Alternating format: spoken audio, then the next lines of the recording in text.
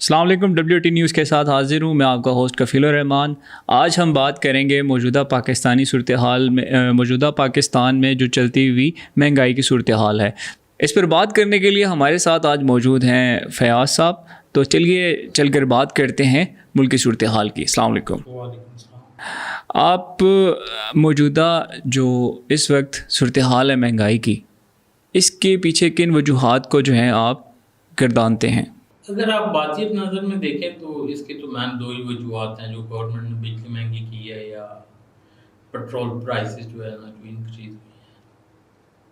بظاہر اس کی یہی جو ہے نا دو وجوہات ہیں۔ ان کے پیچھے کیا وجوہات ہیں؟ ان کے پیچھے اگر آپ وجوہات میں جائیں گے تو پھر تو بہت ساری چیزیں آپ کے سامنے آئیں گی۔ مثلاً سب سے بڑا جو مسئلہ ہے کہ آپ نے پیٹرول پہ جو 60 روپے لیوی رکھی ہے، یہ کیوں رکھی ہے کہ آپ کے ملک میں جو ٹیکس کلیکشن ہے وہ بہت کم ہے، تو اس وجہ سے گورنمنٹ بھی جو ہے نا وہ انڈائریکٹ ٹیکس کے بدلے ڈائریکٹ ٹیکس لگا کے جو ہے نا اس اپنی ٹیکس کلیکشن کو بہتر کرتی ہے۔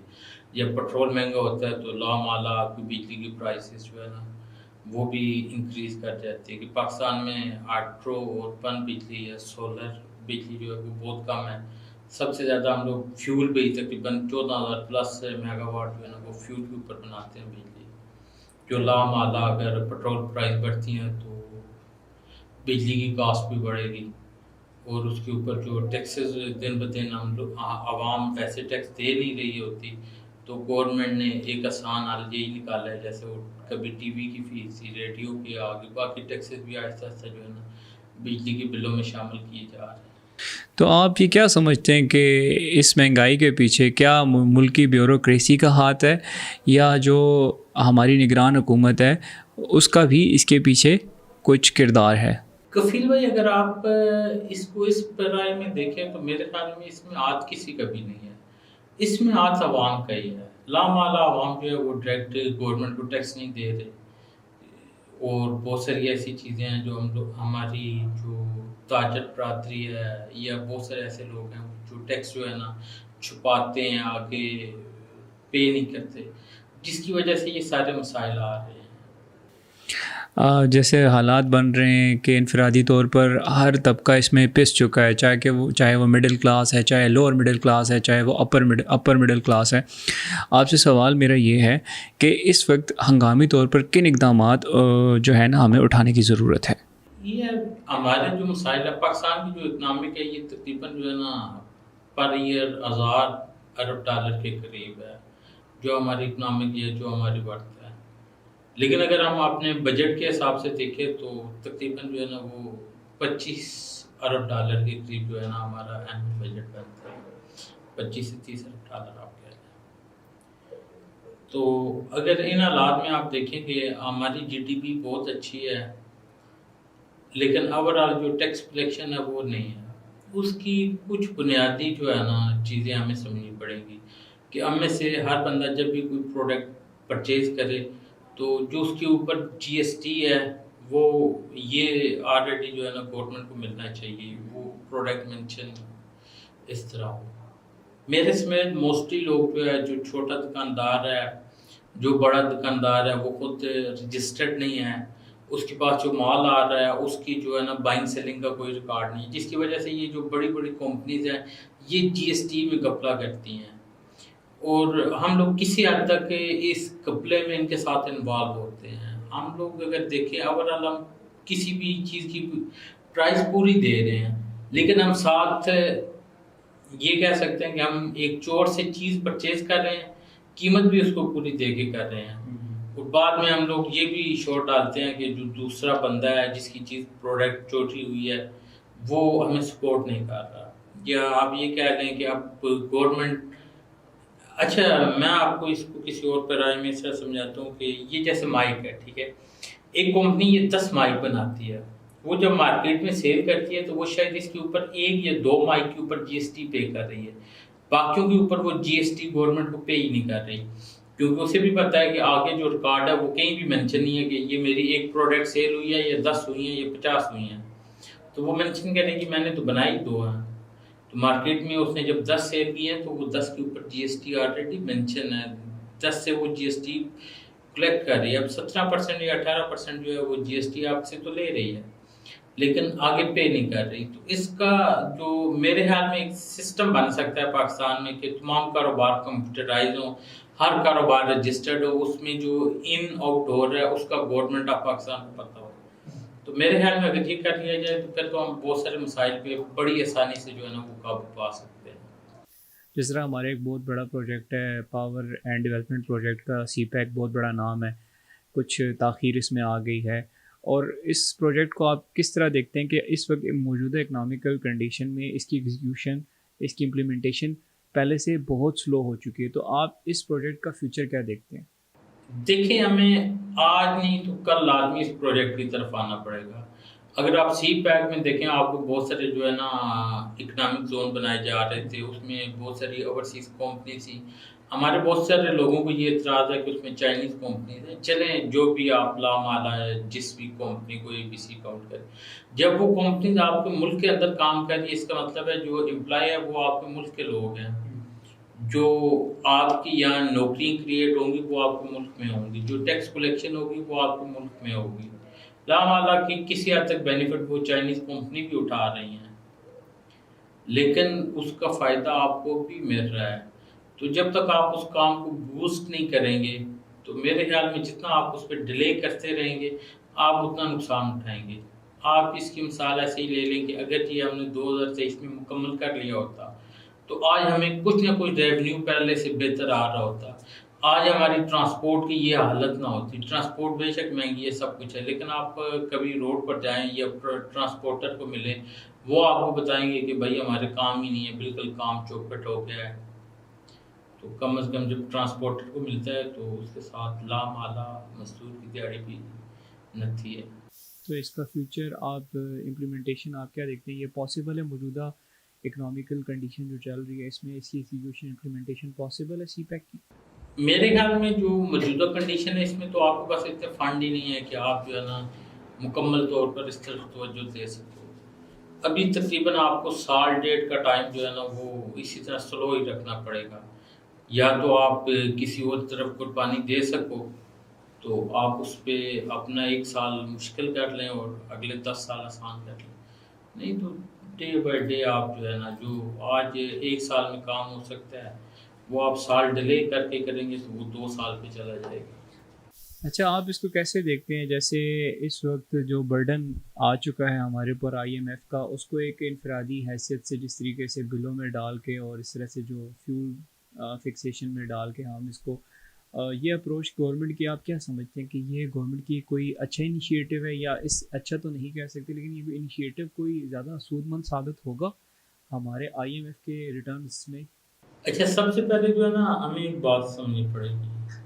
IMF ہو یا کوئی پرائیویٹ ادارہ ہو, جب وہ آپ کو لون دیتا ہے وہ ساتھ اپنی شرائط رکھتا ہے کہ بھائی آپ مجھ سے 1 لاکھ روپیہ لے رہے ہو یہ گھر بنانے کے لیے. آپ پاکستان میں ہاؤس بلڈنگ فائنانس کو دیکھ لیں, آپ ان کے پاس لون کے لیے جائیں تو وہ آپ کو لون انسٹالمنٹ پہ پے کر رہے ہوتے ہیں کہ آپ DPC کریں گے تو آپ کو 1 لاکھ روپیہ جو ہے نا وہ پے آؤٹ ہو جائے گا. آپ نے یہ کام کیا اتنا ہو گیا, آپ چھت ڈال رہے ہیں آپ کو 5 لاکھ جو ہے نا وہ دے رہے ہوتے ہیں کہ جیسے جیسے آپ بھائی کام کر رہے ہیں ویسے ویسے آپ کو پے کر رہے ہیں.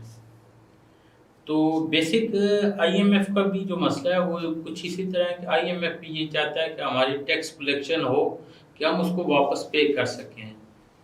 یہاں پر کیونکہ انٹریکٹ ٹیکس کا نظام اتنا نہیں ہے تو اس وجہ سے جب وہ انٹریکٹ ٹیکس کے بدلے ڈائریکٹ ٹیکس ڈالا جاتا ہے اس میں ہمیشہ یاد رکھیے گا جو آپ کی کوالٹی نہیں جو کوانٹٹی ہوتی ہے وہ متاثر ہوتی ہے. اب اس کی مثال میں آپ کو اس طرح دے سکتا ہوں کہ ایک بندہ ہے, اس کا ہارڈلی جو اس کی انکم ہے وہ 1 لاکھ ہے, ٹھیک ہے, لیکن آپ کے ساتھ جو 50 اور بندے ہیں ان کی انکم تو 30,000 ہے. جب آپ انٹریکٹ ٹیکس کریں گے تو وہ آپ کسی طرح بھی وہ کوشش کریں گے کہ وہ سب بندوں پہ جو ہے نا ڈیوائڈ ہو جائے. تو البتہ اگر آپ اس کو انٹریکٹ ٹیکس کے بدلے ڈائریکٹ انٹریکٹ ٹیکس ہوتے ہر بندہ اپنے انفرادی ٹیکس پے کر رہا ہوتا تو اس میں اس کو 1 لاکھ کی انکم پہ جب وہ ٹیکس پے کرتا تو اس سے باقی متاثر نہ ہوتے. ابھی کیونکہ ہمارے ملک میں ٹیکس کا کلچر نہیں ہے تو ہمیں لامالا کسی نہ کسی طرح ان لوگوں کو بینیفٹ مل رہا ہے جو اس کی بینیفیشری ہیں، اور جو عام عوام ہے وہ اس میں پس رہی ہے. یہاں پر ایک 10 لاکھ روپے ماننے والا بھی وہی ٹیکس پے کر رہا ہے جو ٹیکس ایک غریب کر رہا ہے. ٹھیک ہے. حالانکہ اگر آپ گورنمنٹ کا دیکھ لیں، جیسے بجلی کے یونٹ پہ کہا جاتا ہے، ایسے ہی گورنمنٹ نے جو ہے نا ٹیکس کے اوپر بھی سلیب بنائی ہوئی ہیں کہ 4 لاکھ کے اوپر آپ کا یہ ٹیکس ہے، 4 لاکھ سے اوپر ہوتے ہیں یہ ٹیکس ہے، 8 پہ یہ ہے، 10 پہ یہ ہے، 30 لاکھ پہ یہ ہے. ٹھیک ہے. تو لامالا جب وہ نان رجسٹرڈ ہے، وہ اس کے بزنس جو ہے اس میں شو ہی نہیں ہو رہی کتنی انکم ہے، تو وہ بھی پھر ہماری طرح جو اس نے بجلی استعمال کی اس پہ ایک ایوریج جو ہے نا ٹیکس ڈال دیا، جو گیس اس نے استعمال کی اس پہ ایک ایوریج ٹیکس آ گیا. لیکن اس کی جو ٹیکس کی بیسک پرفارمنس ہے یا جو اس نے ٹیکس دینا تھا، اس سے تو اگر 1 لاکھ روپے ٹیکس دینا پڑتا ہے تو وہ 1 لاکھ کے بدلے تو اس کے اوپر ہارڈلی 10,000 12,000 ٹیکس پڑے گا. اور وہ جو باقی 90,000 روپے گورنمنٹ نے لینا ہے وہ جو ہم جیسے 50 بندے ہوتے ہیں پھر ان کے اوپر آ جاتا ہے، ان کے بجلی کے بلوں میں آ جائے گا، ان کے گیس کے بلوں میں آ جائے گا. فیول پرائز مہنگائی کی بڑھتی ہوئی شرح کے ساتھ جس طرح ٹیکس کو آپ نے 2 سیکٹرز میں جو ہے ڈیوائڈ کر دیا ہے، پاور اینڈ ڈیولپمنٹ سیکٹر، کیا ہم ایسا نہیں کر سکتے تھے کہ ہم ایکولی اس ٹیکس کو اس طریقے سے مینیج کر کے ڈیوائڈ کرتے کہ ایک زون کے اوپر یا ایک سیکٹر کے اوپر ایکسٹرا آرڈینری لوڈ نہ آتا؟ کیا ایسا ممکن تھا کہ ہم اس کو ایکولی ڈسٹریبیوٹ کرتے ڈفرینٹ سیکٹرز کے اوپر؟ کفیل بھائی جب تک ہمارے ملک میں تمام بزنس رجسٹرڈ نہیں ہوں گے اور ان کے آڈٹ نہیں ہوں گے، ٹھیک ہے، تب تک یہ چیز پاسبل نہیں ہے. اگر آپ نے یہ چیز کرتی ہیں کہ ایک انصاف کا ترازو جس کے اوپر جتنا ٹیکس ہے وہ ہو، اس کے لیے پھر عوام کے لیے بھی یہ لازم ہے کہ وہ صرف ان لوگوں سے پرچیزنگ کرے جو رجسٹرڈ ہوں. نان رجسٹرڈ بزنس کو جب تک عوام جو ہے وہ اس کو بیک فٹ پر نہیں لے کر جائے گی تو کوئی بندہ بھی خوشی کے ساتھ جو ہے نا ٹیکس نیٹ ورک میں پاکستان میں رجسٹرڈ نہیں ہونا چاہتا. کیونکہ مجھے پتہ ہے کہ اگر میں ٹیکس نیٹ ورک میں رجسٹرڈ ہوں، اس کے 2 چیزیں ہیں، ایک تو میں بینیفیشری بھی ہو سکتا ہوں، اور اگر میں چھوٹا بزنس مین ہوں تو میرے لیے عذاب بھی ہے. ٹھیک ہے. جبکہ جو عام دکاندار ہے جو نان رجسٹرڈ ہے، اس نے اگر مہینے کا 2 لاکھ بھی کما لے، 4 لاکھ بھی کما لے، اسے تو کوئی نہیں پوچھے گا. یہ جب تک یہ آپ نے یہ سلیب ختم نہ بیچ میں سے کی نا کہ آپ کا ہر کاروبار چاہے وہ ایک ریڈی ہو، اس سے لے کر جو آپ کو بڑے سے بڑا بزنس ہے، چاہے کسی کا جو ہے نا وہ پروکٹر اینڈ گیمبل ہے یا کوئی اور اس طرح کی جو ہے نا بڑی بڑی فیکٹریز ہیں، چاہے آپ ٹویوٹا کو لے لیں، ہونڈا کو لے لیں، ہر پہ آپ کا ادارہ رجسٹرڈ ہو اور اس کی سیل جو ہے نا 100% جو ہے نا وہ گورنمنٹ کو پتا ہو بھائی اس نے اتنی سیل کی ہے، اتنی پروڈکشن کی ہے. جب تک آپ اس نظام میں نہیں آتے تو آپ کے لیے لامحالہ مسائل. ایسے کون سے سیکٹر ہے جس سے اس وقت اس موجودہ حالات میں ہم ریپڈ ریونیو جنریٹ کر سکتے ہیں، جن کے اوپر ہمیں فوکس کرنے کی ضرورت ہے؟ وہ کون سے سیکٹر ہیں جو اس وقت آپ سمجھتے ہیں کہ وہ نظر انداز ہو رہے ہیں لیکن وہاں پہ ہمیں اس وقت ایک اچھا سٹارٹ مل سکتا ہے؟ بہت اچھا سٹارٹ جو پاکستان میں آسان حال ہے وہ تو آپ کے پاس یہی تھا کہ آپ نے پیٹرول کے اوپر سے 60 روپے لیوی لگا دی، ڈیزل پہ 50 روپے لیوی لگا دیا. اسی طرح آپ بجلی کے بلوں میں جو یونٹ ہے اس کو بڑھا دیں کہ وہ آپ کو جو ہے نا یہ کرتے.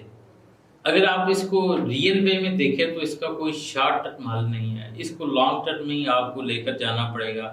آپ کو پاکستان میں ہر کاروبار کو، چاہے میں ایک ریڈی لگانا چاہ رہا ہوں مجھے بھی رجسٹرڈ ہونا پڑے، ٹھیک ہے نا. عوام کے لیے یا تو آپ اس کا ایک سلوشن یہ بنتا ہے کہ آپ ملک سے جو ہے نا پیپر منی کو ختم کر دیں، کارڈ منی پہ کنورٹ کر لیں. کارڈ منی آ جائے گی، جس بندے کے بینک میں جتنا پیسہ ہوگا وہ کدھر سے آ رہا ہے وہ آٹومیٹک بینک سیکٹر کے ذریعے جو ہے نا اسٹیٹ بینک آف پاکستان کے پاس جا سکتا ہے. ایک تو آپ کے پاس یہ حال ہے، ادروائز جیسے چل رہا ہے پھر یہی ہوگا جب تک ہم لوگ خود سیدھے نہیں ہوتے. ٹھیک ہے. تو میرا آپ سے آخری سوال یہ ہے کہ ہمارے اس وقت جو ریمیٹنس آ رہی ہے، جو ہمارے اوورسیز بھائی ہیں، وہ اس وقت جو موجودہ صورتحال چل رہی ہے مہنگائی کی اور جو ہمارے اکنامیکل زون بری طرح ڈیمیج ہو چکا ہے، اس میں کیا کردار ادا کر سکتے؟ بہت ابھی تو آپ دیکھ لیں کہ ملک کی جو قسمت ہے اس میں 80% جو آتا ہے وہ اوورسیز ہی دے سکتے ہیں، باقی تو یہاں کی عوام تو کچھ بھی نہیں کر رہی گی. کیونکہ آپ کو اس ٹائم پی کے آر کے بدلے جو ہے USDT اور غیر ملکی زر مبادلہ چاہیے. وہ آپ کو اوورسیز پاکستانی دے سکتے ہیں.